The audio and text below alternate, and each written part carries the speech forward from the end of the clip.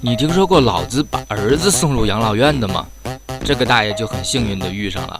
眼前这个老头就是75岁的儿子巴布，他洗澡要定时14分钟，因为超过15分钟就会有感冒风险。他自己忘记关水电，家中到处都贴有提示，一个十足老年人的做派。而巴布的父亲就是这个大爷，没错，他还活着，年龄102岁，但却是一个十足的老顽童达特里。两人的生活完全不一样，看电视会分开看，冰箱买来2个单独用。这天，爸爸扛进来一个老头，叫王仲北，并说他活到了118岁，也是吉尼斯纪录保持者，还宣布他要打败这个纪录。但因为儿子每天死气沉沉的，会危害健康，想要长寿就要远离这样的人。于是父亲决定把儿子送入养老院。巴布听后又是卖萌又是理论，换来的只有一句：大不了等我破了纪录就把你接回来嘛。巴布瞬间眼神委屈巴巴看着父亲。父亲说道：如果你还想待在这个家里，也不是没有办法，只要你答应我几个条件，改造自己，找回从前的你。而父亲的第一个条件就是让巴布给他过世的妻子写一封情书。为了监督儿子，父亲还找来了药店的伙计帮忙，这可难倒了巴布，想了半天也写不出几个字，废寝忘食了1个星期后，儿子终于交上了答卷。爸爸接过来情书，当场就念了出来：哦，我亲爱的老婆，我脑海中关于你的回忆是如此鲜活，你的眉间痣，你的脚镯。爸爸看到这儿停下来问儿子：你妻子可是不带脚镯的啊，胡编可不行。儿子没办法，只好说出实情，说是收到了以前没收学生情书的启发。父亲严肃地说道：那你这情书里没有原创内容啊。爸爸接着往下读道：可你不知道，一个爸爸居然计划把儿子送入养老院，这简直就是个 bitch 啊！原来这根本不是什么情书，全是儿子发泄对爸爸的不满。但是爸爸不但没有生气，反而是笑了。接下来爸爸的条件越来越离奇，他要求儿子切断和医生的联系，不要每天没事总是去检查身体，而且交给儿子一个鸭子模型，让他在睡觉的毯子上剪出3个鸭子模型的洞。儿子这下可不干了，这是他用了60年的毯子，是心爱之物，舍不得毁掉。药店的伙计也是一脸迷茫，不知道为什么。爸爸说，人老了的第一个迹象就是在旧物中寻求安慰，沉醉在自己的回忆里，不愿出来，不抛弃旧的事物，怎么开启新生活？但儿子此时哪里听得下这些道理？于是爸爸换了个条件，让他重温旧日的时光，用1天时间游览这个城市。在伙计的指引下，首先来到的是一个公园。儿子看到了白色的大飞机，记忆瞬间也回到了那个童年的自己，这里也是当年自己的天堂。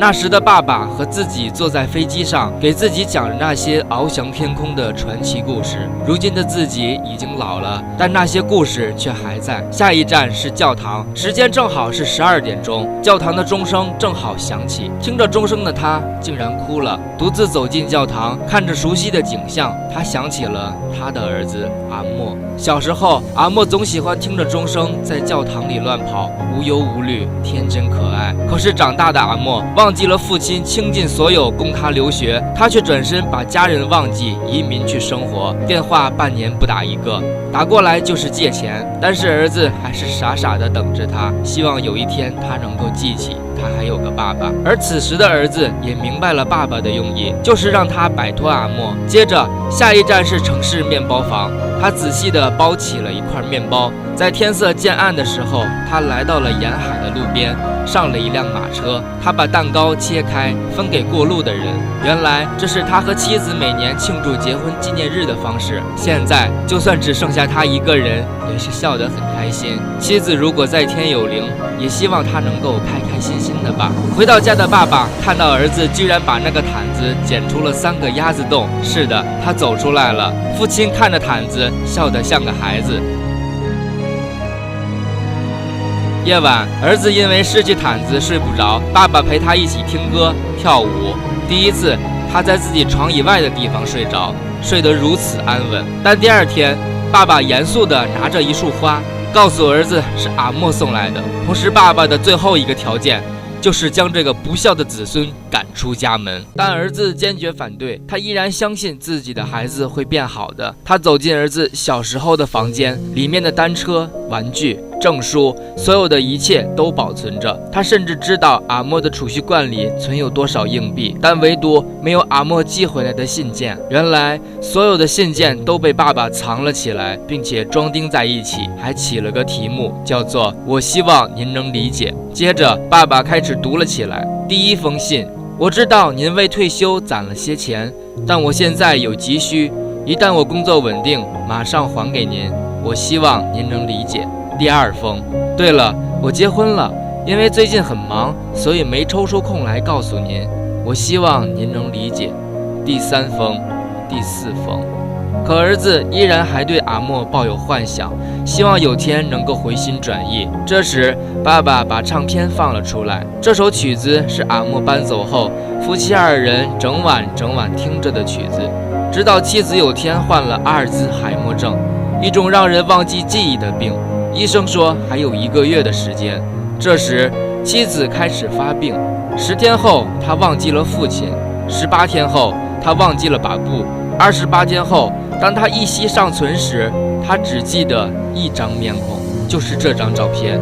直到最后，他还在轻声呼唤着阿莫。父子二人在这1个月中不停地给阿莫打着电话，但他只有一句话：这是新工作，没做出成绩前不能离开。看着满眼泪水的儿子，爸爸拿起了电话，打给阿莫。电话那头传来留言提示，而爸爸只说了一句：我们2个老家伙随时都会出事，你早点回来聊聊财产的事情。电话那头瞬间传来阿莫的声音：爸爸流着泪笑了。28天的死亡通知无效，而2分钟的财产通知分分钟就有效。外面下着大雨，儿子就这样走出家门，坐在雨中。回来后的儿子告诉爸爸：我只是想见儿子，见孙子。爸爸妥协了。而第2天，儿子发现爸爸依然还在想办法赶走阿莫，儿子彻底暴怒了，他要把属于他的那份财产留给阿莫，如果爸爸不同意，就拖他上法庭。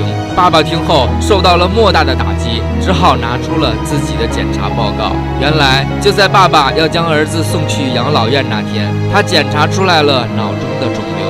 这么大的年纪，手术肯定没希望了，所以他想要在临走前让儿子重拾自信，开朗地面对人生，才有了之前的一系列故事。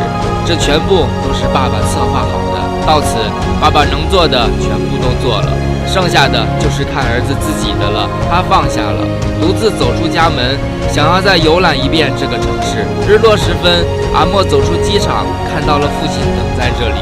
见面后依然是那一句：老婆比较忙，所以自己一个人先过来了，希望您能理解。听到了这句话，儿子终于对阿莫彻底放下了。他当着众人的面拆穿了阿莫的虚伪面孔，并告诉他：你这个自私的混蛋，只配得到的就是你小时候的储蓄罐。看到这一切的爸爸开怀大笑，因为他知道那个从前笑容满面、阳光快乐的儿子回来了。故事最后，爸爸还是走了。他给了儿子一盘录音带，里面是他留给儿子最后的任务以及祝福。Hey, Baburia! This is Dattatreya Vakharia from the highest post office in the world.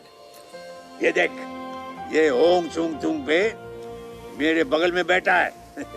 मैंने उसे साफ कह दिया कि तेरा रिकॉर्ड तो मेरे ही घर से टूटेगा, मेरा बेटा तोड़ेगा उसे। Only 43 years to go. Yo! Yo! 我们也许活不到102岁那么远，但不妨碍我们每天开开心心、积极地面对生活，这样才不辜负我们来这世间一回。